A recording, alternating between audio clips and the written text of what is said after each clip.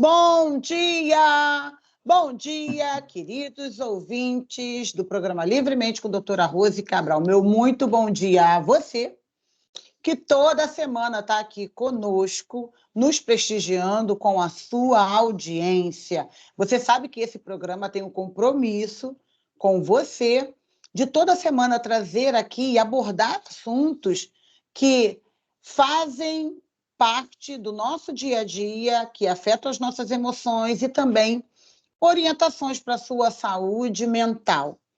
Então, toda quarta-feira, quando você está aqui conosco e com os nossos especialistas que são convidados aqui, aliás, toda semana um time de primeira linha para trazer para você informações, para trazer para você orientações e fazer um pouquinho de terapia conosco. Então, toda semana, quando você está aqui, você faz um pouquinho de terapia conosco, ok? E hoje nós vamos falar de um tema muito delicado. Nós vamos falar de pessoas com doenças graves e que alcançam o quadro de doentes terminais. Será que as pessoas se preparam ou conseguem ter uma preparação? Como uma notícia de uma doença grave afeta as emoções das pessoas? Na sua família já ocorreu de você conviver com alguém que partiu por conta de uma doença grave, de um processo agressivo e com certeza doloroso? Então, não sai daí não, porque hoje nós vamos falar a respeito disso. E se tiver alguém aí que você conheça que precisa ouvir e ser orientado, convida para estar acessando aí o nosso site, o www.radiolunario.com, e ouvir um pouco hoje a respeito desse tema tão delicado. E para conversar conosco, eu convidei o psicólogo Jorge Henrique. Ele também é pastor da Igreja Batista de Vila Valqueire, é teólogo, formado em psicologia pela Estácio, e ele também trabalha no setor de radiologia do INCA. Bom dia, Jorge, como vai? Bom dia, doutora Rosa. Para mim é um privilégio estar com você nesta manhã, né? Num tema assim, um tanto quanto, né, complicado, mas mediante nosso bate-papo, né, por assim dizer, a gente vai tentar dar uma suavizada, né, naquilo que nós colocamos como uma notícia diante do susto, né? Mas, querido ouvinte, saiba que tem solução, tá bom? Bom, é muito delicado. E assim, Jorge, a pessoa descobre uma doença e existem várias doenças que ainda não existe cura, né? Uhum. Então, existem doenças e comorbidades que atacam o corpo de forma agressiva, que adoecem, né, as células, funcionamento do nosso corpo, metabolismo, diminui as defesas, né, baixa a imunidade. Então, temos uma série de doenças que a medicina avança, algumas a pessoa consegue conviver com a doença, como é o caso, por exemplo, do vírus do HIV, né? Então, pessoas portadoras do HIV hoje não têm aquela sentença de morte, mas vão conviver com a doença, lutando, né, contra a doença, mas mantendo até mesmo uma qualidade de vida. Porém, infelizmente, ainda não há cura e ainda não há cura para muitas outras tantas doenças. Quando se tem um diagnóstico negativo, ou seja, olha, você é portador de uma doença muito grave ou de um vírus que ainda não tem uma medicação específica para que você possa tratar, e a expectativa de vida, ela tem um prazo. Às vezes a pessoa recebe aquela notícia e diz, você tem 1 ano de vida, você tem 6 meses. Tem como se preparar para receber uma notícia dessa? As pessoas estão preparadas para um diagnóstico como esse? Acho que certamente não, né, doutora?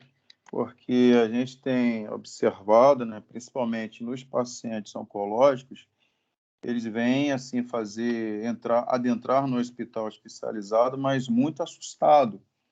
Provavelmente, muitos deles é a primeira vez que está entrando no hospital especializado, né, e está tendo acesso, e é bem possível que a maioria desses profissionais vai começar a orientar. Eu posso dizer que os primeiros exames não são tão fáceis assim, principalmente quando a gente recebe um diagnóstico fechado. E o que fica bem fixado na cabeça das pessoas, primeiramente, é a questão da morte. Mas eu posso já adiantar que entre o nascimento e a morte, que esses são os extremos. E nesse meio que está correndo diante da dinâmica, é uma vida. É bem verdade que essa pessoa vai ter que se organizar. É bem verdade que o estilo dessa pessoa vai ter que se adequar à nova realidade, às crenças dessas pessoas, a questão da espiritualidade, porque assim tudo isso vai cooperar para dentro do planejamento da recuperação da saúde dela. A gente comentou sobre a questão da ciência, era limitada, né? Às vezes, os doutores, eles falam de uma ideia estatística, né? Por exemplo, a gente já sabe que, às vezes, uma neoplasia no fígado é um câncer agressivo, né? Às vezes, receber isso não é tão agradável. Mas relutar sobre isso, eu acho que isso, com certeza, vai te dar uma sobrevida, além do estimado, né? E outra, como eu já tinha falado anteriormente, você ainda tem uma vida. Ou seja, a doença não pode te paralisar, né? Você ainda tem um lastro.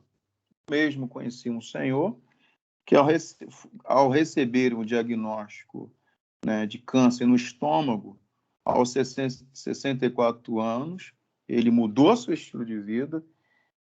Doutora Rose, ele veio a falecer em 2020, com 84 anos, depois de 20 longos anos, sabe? Mas eu acompanhei bem de perto esse caso, mas que homem bacana, saudável, respirando, transpirando vida, ainda que passasse por todo o processo.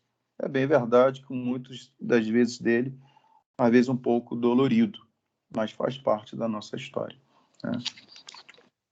É verdade que as nossas emoções podem colaborar para uma doença como essa? Ou seja, eu, num processo de dor, eu posso entrar num processo psicossomático e, claro, se tiver já uma predisposição, por causa dessa psicopatia, a gente pode desenvolver o câncer? Isso pode acontecer? Olha, é bem verdade que quando se fala em ansiedade e depressão, ela pode aguçar e pode prejudicar, sim, no tratamento, né? Eu trabalho num setor que a gente faz um procedimento que é uma tomografia, uma biópsia, tá? Através de tomografia, tá? E ela é guiada por uma punção. Uma agulha de 15 centímetros. A pessoa tem que ficar em jejum de 4 horas, tá? A pessoa que não está bem equilibrada, ela fica a 8 horas, sem necessidade, né? E muitas delas não colaboram com o exame, né? por conta da ansiedade.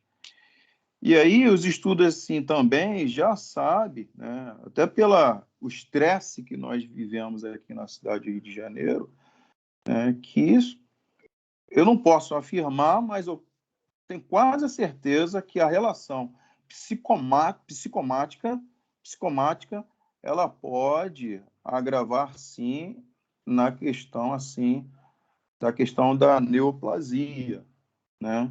Mas o que eu quero deixar aqui bem claro, um paciente bem ajustado, sabe?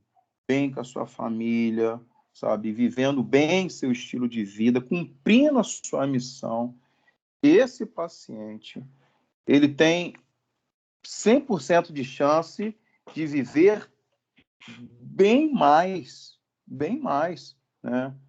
Já trabalhei, por exemplo, na HC3, né? Aí a relação de homem e de mulheres, né? As mulheres, nossa, colocam seu turbante, por conta que uma delas tem que fazer mastectomia, tem que fazer quimioterapia e ficam assim, sem os seus cabelos, né? E lá eu pude aprender que as coisas assim mais importantes para essas mulheres eram os seus cabelos e as suas mamas. E a gente, como assistente, a gente sempre tinha todo um cuidado.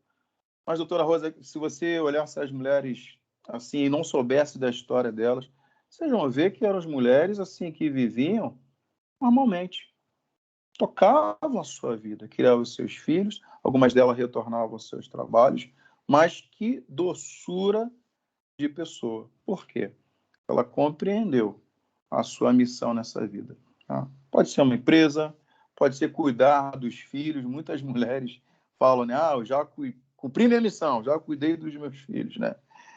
Às vezes a gente vê uma relutância maior nos homens, né? Até porque as mulheres se preparam e se cuidam mais do que os homens, né? Eu lembro uma vez fazendo uma punção e tem que passar um guia. O rapaz vira para mim, não é melhor um tiro? Eu falei, rapaz, que ideia louca é essa? Não, aí tem que explicar, falar que o câncer é um processo que ele vai ter que fazer vários exames, né? E às vezes tem que retornar ao mesmo exame, né? Que aquilo ali, diante da tecnologia que nós temos hoje, nós já temos, aquilo lá pode dar uma sobrevida muito além do esperado, entendeu? E você falou aí dessa diferença, né, de mulheres e de homens. Seria o mesmo que dizer que as mulheres têm mais apego a essa vida, ou as mulheres têm mais resistência a um processo doloroso, os homens nem tanto? Qual a sua percepção com relação a essa diferença? Porque os homens, as mulheres, como você mesmo comentou, têm uma preocupação maior com exames preventivos, né? Sim. Que, de repente, consegue lutar contra a doença de uma forma bem antecipada, antes que entre num estágio muito agressivo. Os homens nem tanto, que os homens vão levando, e de repente, quando vai fazer o exame, já está numa situação em que talvez não tenha tanto tempo ou tantos recursos assim, com tratamentos para que tenha aí uma sobrevida. Mas a tua percepção dos homens com relação às mulheres, os homens entregam mais o ponto? Posso dizer que sim, mas baseado no próprio preconceito, né, que ele criou diante diante de uma sociedade limitante, que isso vem ser aguçado pelos próprios filmes, né? A gente costuma dizer que o homem não chora. Quem diz não? Quem diz que não? Né? Até porque todos somos seres humanos. Mas eu percebo sim, tá, um paciente menos colaborativo nos procedimentos, tá? Isso assim é visível, né? Eu mesmo, enquanto assistência de tomografia, no meu entender, é um exame mais devagar, que eu tenho que explicar todo o processo, né, do contraste que vai entrar na veia, sabe? Que ele vai sentir um calor no corpo, tá? E às vezes até a pergunta: está se alimentando? Como é que foi a sua noite? Dormiu bem? E você vê que o homem ele é bem mais relapso nesse sentido assim de cuidado, né? Entendeu? E preconceito, né? Porque assim, nem todos são câncer de próstata, né? Mas alguns tentam esconder o máximo possível, o máximo possível. Então, a gente precisa quebrar esse preconceito, igual mesmo você falou, antes que seja tarde demais, né? Entendeu? Eu queria só que a tecnologia está aí, né? Os preventivos estão aí, né? Na minha cabeça, eu penso que é inadmissível hoje um jovem deixar de ser diagnosticado, deixar isso passar e depois, quando se apresentar porque já está sangrando, né? Suas taxas clínicas estão bem negativas, e, infelizmente, já vai para o CTI. É inadmissível aceitar que um homem do século XXI possa chegar nessa situação. Mas ainda existe, doutora, infelizmente. Eu acompanhei o caso no caso era uma criança e ela teve leucemia e a mãe e a família entrou assim em um estado de desespero. Graças a Deus ela fez o tratamento e a mãe muito zelosa, muito. Mas a gente percebe que, com relação a essa filha, né, esse casal tomou uma postura de uma proteção tão grande, mas tão grande, que a menina ficou bem, né? Ficou bem, depois de, não sei, aquele período que leva lá de tanto em tanto tempo para confirmar que, de repente, não está ok, volta de tanto em tanto tempo. Ela pôde fazer atividade física, ela voltou à escola, tudo normal. E aí eu percebi que, no caso de uma criança doente, a criança por si só talvez não tenha o entendimento disso, né, do que ela está perdendo ou do que ela pode perder. Porém, os pais entraram em um processo muito neurótico com relação a isso, por causa do medo, né, de perder aquela criança. No caso de uma criança, né, uma doença grave, afetar uma criança, qual a orientação aos pais? O que eu posso dizer, né, eu fiquei até feliz com a sua fala, que é a questão da unidade dos pais. É bem verdade que, mediante dessa circunstância, pode acontecer duas coisas. Ou pode unir esse casal, ou pode afastar esse casal, né? Porque a dinâmica ela totalmente muda. E, geralmente, é a mulher que vai ficar com a criança, indo, levando ao hospital. Algumas das vezes, essa criança precisa ficar no CTI. É essa mulher que vai ficar lá dormindo, infelizmente, né? Não está dormindo na sua casa, mas numa condição diferenciada, né? Mas eu penso que a melhor coisa, né, até por conta da falta de entendimento dessa criança, né, ela sabe que está acontecendo alguma coisa diferente, está vindo enfermeiros toda hora furando essa criança, né, às vezes é colocado ela em equipamentos, né, por exemplo, uma ressonância, que todo mundo tem um pavor. Imagina uma criança que às vezes tem que ser sedada. Eu estou falando assim, o que a gente vai vendo, né? E às vezes isso vai agredindo a criança. Agora, o que mais pode ser benéfico nesse momento para uma criança é a unidade desses pais. É a unidade desses pais. Né? Ainda que com muita dificuldade, eu sei que muitas das vezes, né, a mãe acaba abrindo a mão do trabalho, no caso, se os dois tiverem que trabalhar, a mãe geralmente abre mão e o pai tem que trabalhar, e o empregador não entende o que está acontecendo, por que ele tem que fazer sucessivas faltas, porque tem gasto por fora, tem que comprar fraldas, tem que comprar alguns medicamentos, né? Mas o máximo que pode acontecer de bom é esses pais estar entendendo o que está acontecendo com essa criança, né, que está num processo, né? E nem sempre é um processo de morte, tá? É um processo doloroso, mas sim, tá? A criança ela pode estar ali recebendo todo esse afeto e carinho dos seus genitores, sabe? Assim, isso é interessante. Semana passada teve uma criança que estava muito alterada, principalmente quando saiu da sedação. Então, por conta da própria medicação, né, a personalidade dela ficou alterada, né, e ela começou a agredir todo mundo. Ela começou a dar cabeçada na própria mãe por conta da medicação. Aí sim entrou, o pai estava embaixo no hospital, tiveram que ligar para o pai, e aí o pai teve que acalmar e foi um sucesso, né? Ou seja, né, na dificuldade de um, o outro entrou em cena, tá?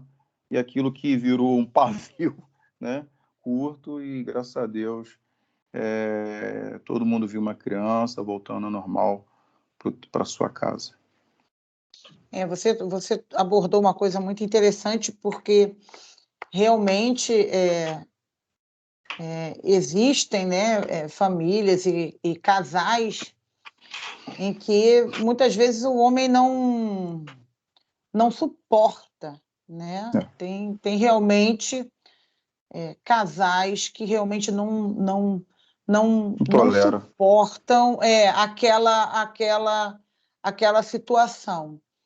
E não que esteja abandonando aquela pessoa doente, mas abandonando aquela situação. Entra em um processo aí de fuga ou de negação, né? Ela começa a se negar aquilo, começa a não ter entendimento daquilo e não consegue ter uma aceitação com relação àquela dificuldade e acaba, assim, em detrimento disso, negligenciando e dificultando para o outro, né? Para o companheiro ou companheira, para aquele cônjuge, por conta dessa dificuldade. A mãe não tem para onde correr, né? A mãe tem que ficar. Mas, infelizmente, o que a gente pode ver é que, às vezes, até esse pai vai se valer do trabalho e vai se valer de outras responsabilidades para entrar num processo de fuga, né, disso. Pela sua percepção ou pela tua experiência, pela tua observação, existe o caso de casais se acusarem? A culpa é sua, isso foi um mal ou um gene vindo da tua família, isso é uma coisa hereditária da sua parte. Tem isso? Ou diante de uma situação como essa, cabe mais um medo mesmo, ou uma fuga realmente dessa situação? Eu não vejo como culpabilizar o acontecido, né? Mas eu vejo como fuga. E como resposta a essa fuga, a gente observa, né, de alguns pacientes que eu acompanho, acaba ocasionando a questão da dependência química, como resposta à fuga, né, principalmente o homem, né? Então, ele vai levar mão, né, desse entorpecente, né? A mulher não, né? Graças a Deus a mulher, então, assim, ela acaba conversando mais, articulando mais, estruturando mais o que está acontecendo, conversando mais com pessoas para dar um pouquinho mais de maturidade, né? Mas eu li um artigo certa vez, tá? Acho que cabe também a questão da criança, que pontuava muito bem que a maioria das vezes que as mulheres recebiam um diagnóstico, elas recebiam sem o seu cônjuge. O que eu assim acho assim de uma falta de humanidade, né? É lógico que a gente está tentando desconstruir essa questão de morte, mostrar para a pessoa que ainda existe vida, que ela precisa lutar. Mas esse momento assim de susto, né, que às vezes denota tristeza, se o casal está junto, se eles formaram uma aliança, isso precisa emergir para dentro da família para uma melhor solução, né?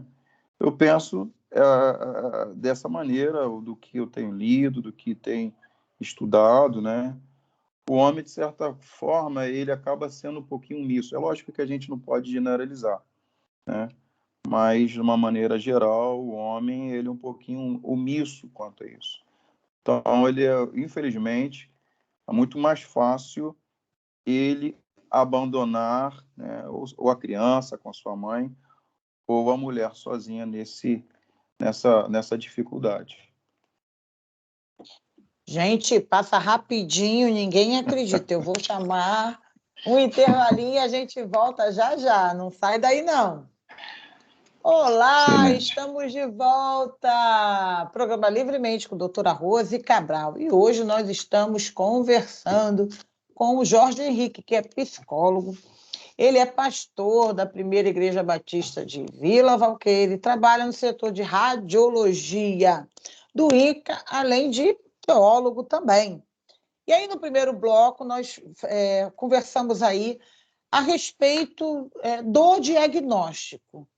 E o Jorge Henrique comentou conosco que se tem um trabalho muito forte, não de preparação da pessoa para a morte, mas de orientá-la para que ela tenha qualidade de vida e que ela tenha uma sobrevida maior. Então, inclusive, sinalizou que existem muitos tratamentos que conseguem aí aumentar, né, o tempo de vida e o combate à doença, no caso, o câncer, nós comentamos aí bastante no primeiro bloco.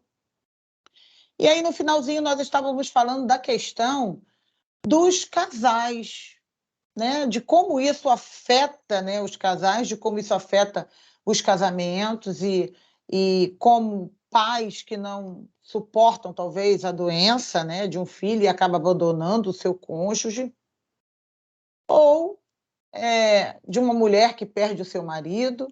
E eu já, não no caso de câncer, mas tenho conhecimento também e tive a oportunidade de conversar com um transplantado, uma ocasião, participou aqui do programa falando de transplante conosco, e ele como ele fazia hemodiálise, né? Ficou 5 anos fazendo hemodiálise. No caso dele, a esposa não suportou. E ele, assim, ele liberou a esposa daquilo, ele viu que a esposa não era feliz, sabe? Ele, no caso dele, ele liberou, ele a liberou dessa dor, ou desse sofrimento, dessa... Então, foi muito corajoso, né? Eu considero que ele tenha sido muito corajoso e acredito até mesmo que generoso, né, para com ela, porque é complicado, né, nesses casos, a gente dizer que esse amor vai perdurar ou fortalecer. Na sua opinião, Jorge, o casal, quando tem um caso como esse, né, um dos cônjuges recebe aí um diagnóstico. Como orientar esse cônjuge?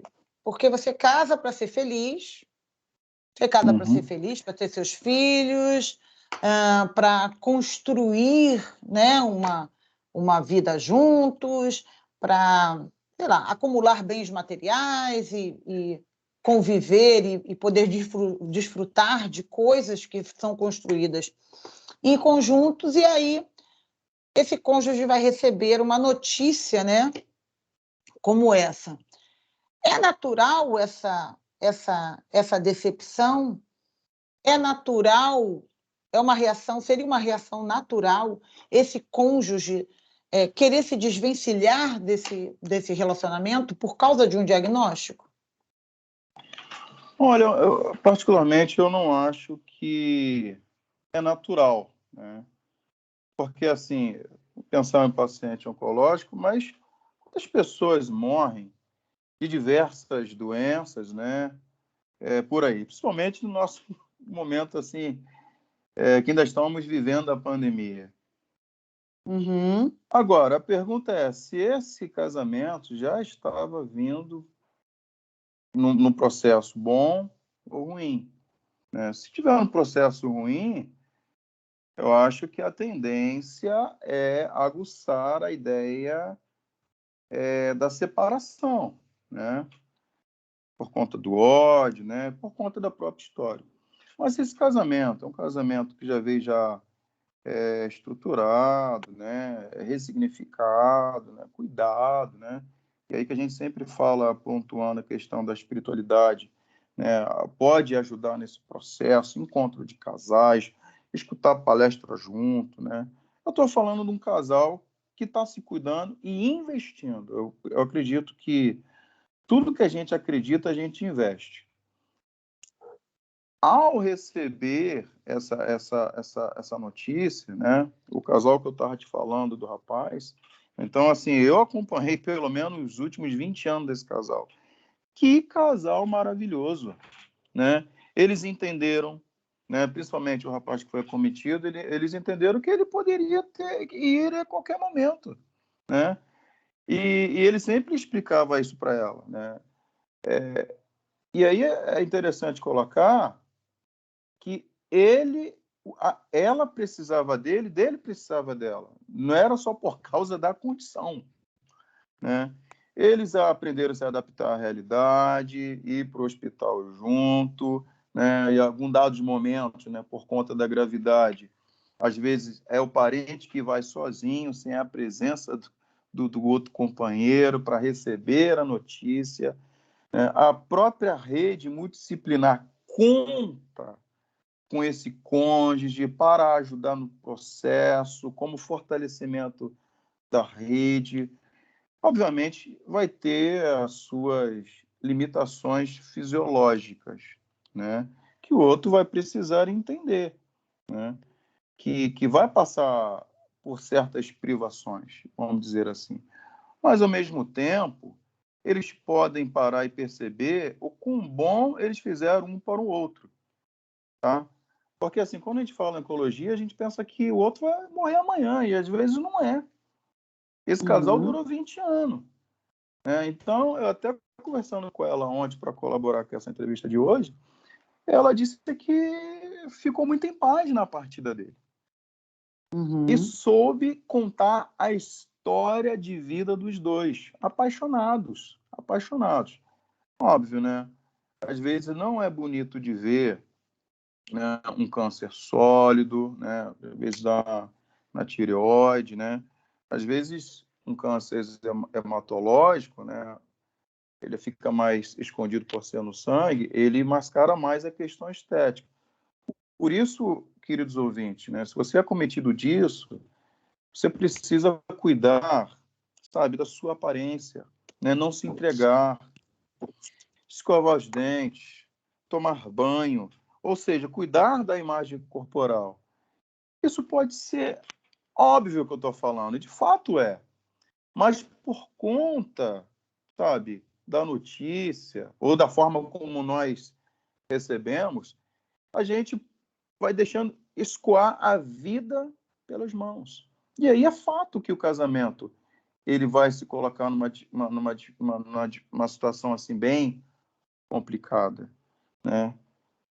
E que eu quero ressaltar, pode sim, não é normal abandonar o outro para trás, tá?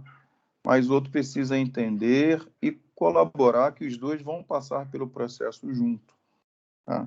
E isso pode cristalizar cada vez mais, sabe, esse casamento. É um casamento que eles estão vivendo, que também é exemplo para os demais. Entendeu, doutora? Eu acho que é isso, sabe? Às vezes, as dores pode também ajudar no processo, sabe, de amadurecimento para o casal. Se é que ama. Você comentou. Tem aí o amor é fundamental, como já E eu dizia o também não estou poeta. falando que é fácil, né? Porque às vezes é encontro de família, você tem que correr para a emergência, aí tem que levar roupa, porque ele tem que ficar internado e você tem que ficar junto. Né? Não estou falando que é tudo mel, né? Estou falando que o processo, tá? Mas, no geral, olhando para trás, é positivo. Eu estou ouvindo o relato de você falar desse casal, né, que você acompanhou, e eu também acompanhei uma amiga minha, né, muito querida, e o marido dela, ele, né, teve um câncer de garganta, na faringe, né? Não é garganta, não, é faringe, né? E por conta de cigarro, do uso do cigarro. Mas ele era uma pessoa muito bem-humorada e ele manteve o bom humor, né, no tratamento, durante o tratamento. Ela era muito cuidadosa com ele, com tudo, muito cuidadosa, com os horários de consulta, de exame, de tratamento, de não sei o quê. Ela era extremamente cuidadosa com ele. E, assim, ele, quando foi realmente desenganado, né, pelos médicos, ele teve uma atitude muito linda com ela, porque ele viu que o tempo dele estava chegando, e ele se apressou em regularizar documentos, papéis, questão de herança, assinaturas, documentos. Enquanto ele estava com condições de ficar de pé e assinar qualquer coisa, ele deixou tudo. Então, realmente, assim, Gente, que carinho, quando né? aconteceu, que foi um ato de muito carinho. Quando aconteceu dele partir, ela estava completamente resguardada. Ele, antes de partir, ele resguardou tudo que ele pôde resguardá-la, ele resguardou ela em tudo. Documento, cartório, ele já estava terminal, a última assinatura, o último papel, questão de herança, de tudo que ele tinha que resolver. A família pagou não sei se um escriturário, né, do cartório, levou o livro ele estava ali terminal já em Vila Isabel, no hospital de Vila Isabel. E ali foi um escriturário, né, um escrivão lá do cartório, foi até lá e ele assinou, porque ele já não podia sair, ele foi e assinou lá, a família pagou, o homem foi lá e assinou, e ele, assim, quando ele partiu, assim, eu acho que ele foi descansado, sabendo que ela ia ficar, e realmente ela, com a partida dele, ela não ficou sofrendo, sabe? Porque aí você, às vezes, está sem o teu marido e é difícil você resolver um negócio de pensão, é difícil você resolver uma questão de um papel, é difícil você resolver a questão de uma assinatura, enfim. Então, você está falando, né, dessa questão, você está falando dessa questão do companheirismo, e eu vejo, e ela fala com muito carinho, né? Não só porque faz falta, ela sente, lógico, saudade, mas ela fala com muito carinho porque ele foi muito generoso com ela, muito, muito, muito, muito. Então, se preocupando com ela até no leito de morte, já ali na reta final da vida dele, e ele, né, se agarrando no fôlego de vida e na lucidez que ainda tinha, para poder deixar ela completamente assim. calçada, né, de todos os lados para que ela tivesse segura, né, na ausência dele. E foi realmente o que aconteceu. Então, você aí, querido ouvinte, você aí que é casado, talvez o nosso papo aqui, né, meu com o Jorge Luiz, psicólogo, está levando você aí a uma reflexão a respeito de relacionamento, de valores que realmente fazem toda a diferença. Fazem toda a diferença. E que fazem esse processo, que é doloroso, amenizar. Então, mesmo que o processo dela, né, no caso, era um processo doloroso de perda do marido, ele, por um outro lado, providenciou para que a ausência dele ou o fato de não estar fosse ainda mais doloroso para ela, no caso dela ficar desguarnecida ou alguma coisa, no caso financeiramente, a preocupação era essa. Então, ele tinha, né, ele ficou com essa preocupação de que ela, na ausência dele, ela não ficasse, como é que se diz? Na dependência de outras pessoas. Né? Isso aí, essa é a palavra. Desamparada.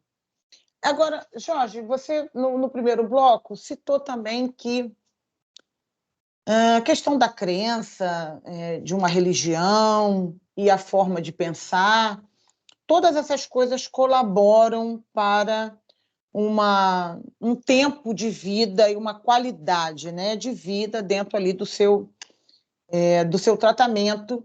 No caso de tratamento de câncer, a gente sabe que o tratamento é agressivo para a pessoa, atinge a aparência, né, como você mesmo citou, e é comum, eu acredito, né, que é muito fácil uma pessoa com um diagnóstico desse entrar numa depressão, não é verdade?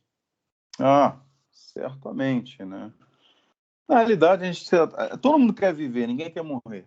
Né? Os pacientes que eu atendo lá no Incalá, a maioria quer viver, ninguém quer morrer. O pessoal quer marcar exame, chega cedo, primeiro que a gente, fica com abstenção de alimento e de água, às vezes 8, 10 horas, né? Isso é uma resposta, né? Já quem está chegando já ao finalzinho, eu não sei explicar isso, né? Mas isso é perceptível. Né? A gente vai observando, chega um momento que o próprio paciente vai percebendo que está chegando a hora. Né? A família também. A gente ouve alguns discursos do tipo, ele descansou, ele foi um guerreiro. Né? Então, espero que todas as pessoas que estão nos ouvindo, né, que seja esse guerreiro, né, que faça a sua luz brilhar. Né?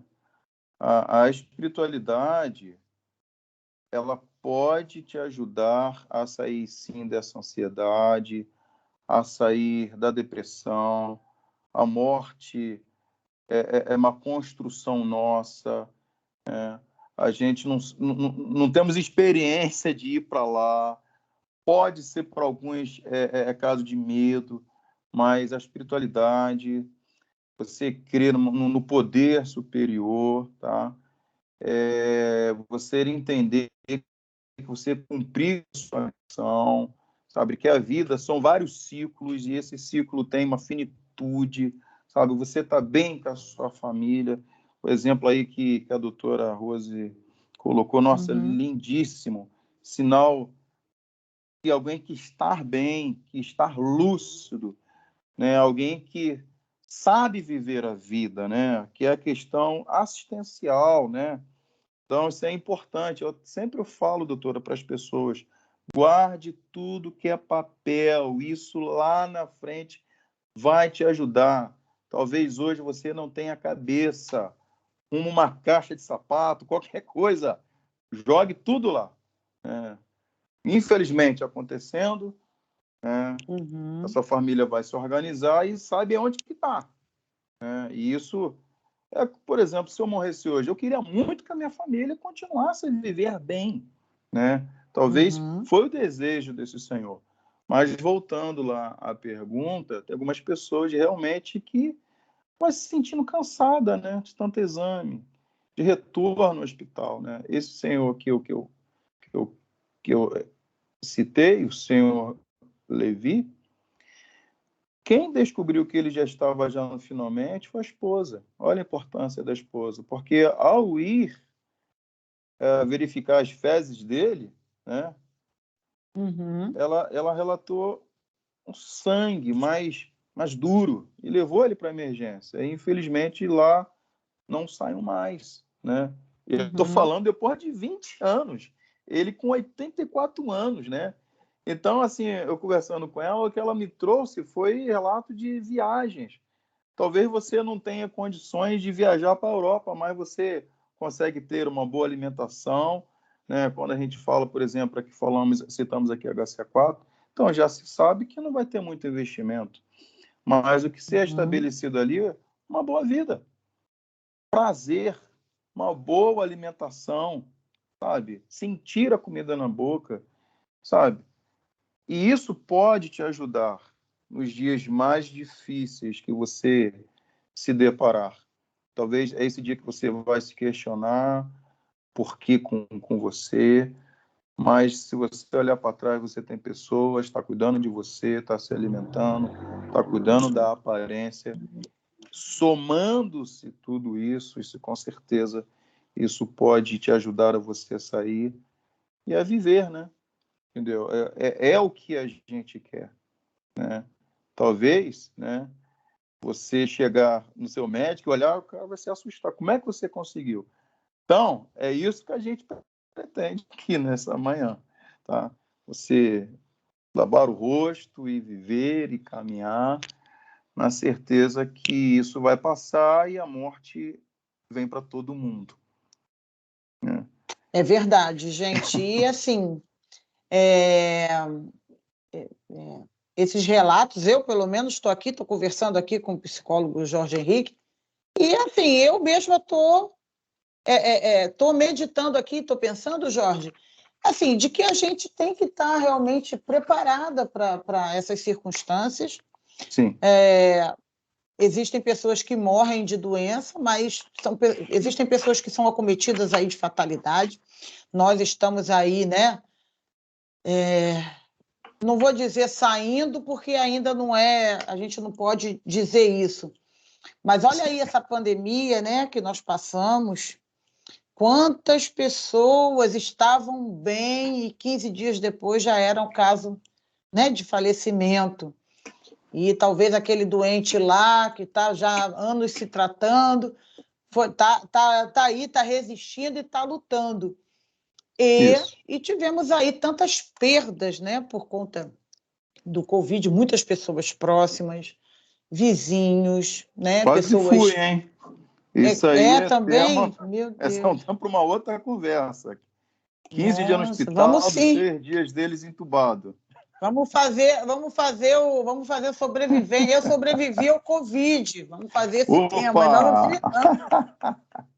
Olha aí, ouvinte, já está a hashtag e a dica aí do nosso próximo programa aqui com o nosso amigo psicólogo E a gente Jorge vai Henrique. rir.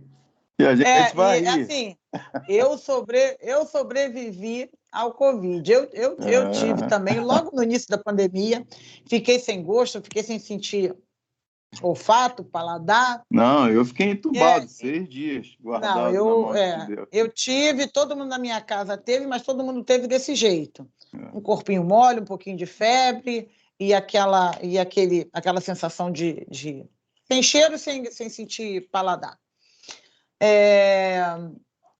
E aí a gente vê, né, para refletir que a vida, o valor da vida, o quanto que ela é importante, o quanto que nós podemos e devemos valorizar a nossa vida, não só na questão do ter, mas de quem nós somos efetivamente, da Isso. representatividade que nós temos na nossa vida, na nossa família, do cuidado, do zelo, né, que devemos ter, né, uns com os outros dessa convivência, a representatividade, o valor que nós temos dentro da sociedade. Então, passamos aí pelos piores dias aí dessa pandemia, em que realmente ficou bem feia a situação, né? Ficou. Passamos por tudo isso aí, e aí o Jorge está comentando que ele foi sobrevivente, mas para nos levar à reflexão. Tem como se preparar, Jorge? Já a última pergunta. Tem como se preparar para a morte? Olha... Já que você sobreviveu, né? Tem como se preparar? Acho que não, cara. Acho que a gente precisa viver. A gente está falando tanto em vida, né? E menos em morte, né? Porque a vida fala dos ciclos, né? Eu falo dos ciclos daquilo que você está fazendo, está ressignificando, está aprendendo, né? Entendeu? Mas eu mesmo vou fazer 44 anos hoje, eu nunca esperava que o que eu passei iria passar, né? Isso que eu já vai fazer 1 ano e meio. Gente, se você falasse que ia acontecer comigo, eu não ia acreditar, é mentira. Tanto é que eu entrei em choque quando me mostraram o vídeo. Eu entubado. Entrei em choque. Né? Porque a cena é feio, né? Sabe aqueles pacientes em decúbito ventral? Eu fiquei naquela situação, né? Mas tem muito aprendizado, sabe, doutor? Muito aprendizado. Por isso, por mais que foi uma situação assim triste ou de terror para alguns, né? Eu conto de uma forma assim bem alegre, né? Eu sei que nós perdemos várias pessoas, né, a nível do Brasil, assim, eu perdi pessoas próximas, né?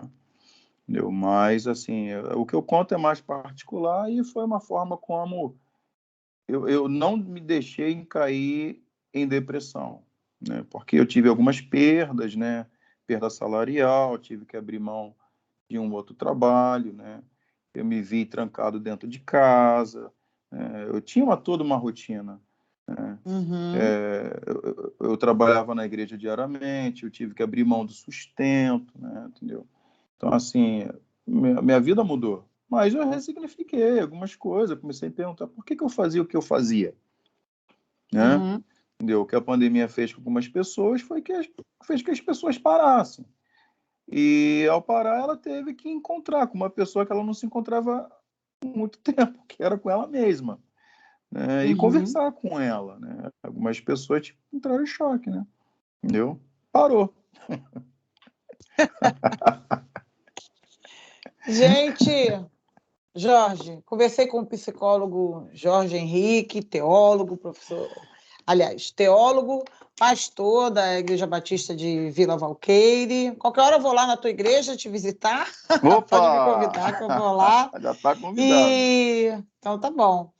E também trabalho no setor de radiologia do INCA e esteve aqui hoje falando conosco a respeito de doentes terminais e o valor da vida, né? A importância da vida e a importância de ter qualidade de vida independente do tempo de vida que a gente tenha. Jorge, meu muito obrigada. Suas considerações finais, quem quiser conversar contigo, marcar uma consulta, como é que te encontra? Tuas redes sociais, telefone, fica à vontade. Bom, quero orientar, né, um filme, né? Está na Netflix, Um Homem Água. Você vai entender toda essa conversa, essa prosa aqui que tivemos com a doutora Rose, que tem como tema: você quer viver pouco, vivendo bem com a pessoa amada, ou viver muitos anos, né, sem a pessoa amada? Eu já adianto que é de chorar, tá? Mas tem uma lição fantástica, fantástica de vida. Já anotei aqui. Né? Bom, né, quero agradecer você, querido ouvinte, né, que nos acompanhou nesta manhã, tá? Tomara a Deus que isso pôde te ajudar a você a andar. Né? A gente está vivendo num momento assim bastante complicado, que mais do que nunca nós precisamos uns dos outros, tá? Isso aqui é um tipo diferente de terapia, tá? Até porque a gente não consegue fazer terapia com mais de 200 milhões de nossos brasileiros, que está precisando, né? Com certeza. Mas acompanhe sim, né? Com o canal, e isso com certeza acho que vai agregar valor de vida para você, assim como também toda a sua família. Tá? Quem quiser marcar uma consulta, tá? Quem tiver Instagram, @psi.jorgehenrique Carvalho, ou pelo meu telefone, até porque eu só estou atendendo online, né?